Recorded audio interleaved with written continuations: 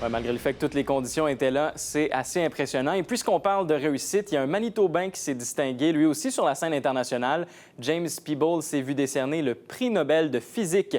Ce prestigieux prix récompense sa brillante carrière de recherche en cosmologie physique. Julie Aymon nous le présente.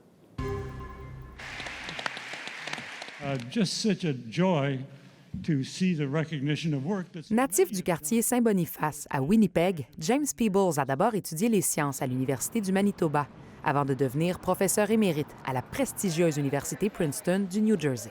The cosmology community has always expected Jim to eventually get a Nobel Prize, and so his contribution is phenomenal.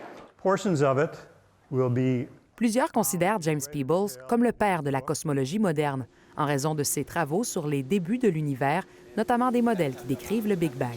Ce qu'on appelle le bruit de fond cosmologique.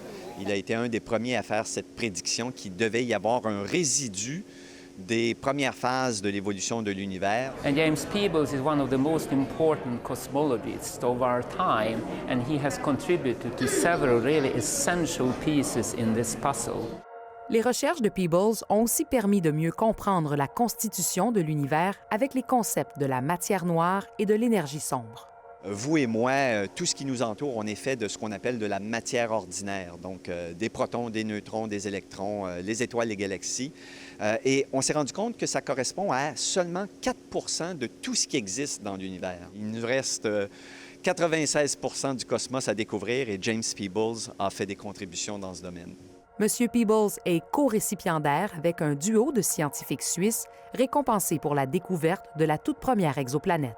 Les 3 lauréats recevront leur prix Nobel de physique ainsi que l'équivalent d'1,2 million de dollars canadiens lors de la cérémonie qui aura lieu le 10 décembre prochain à Stockholm, en Suède.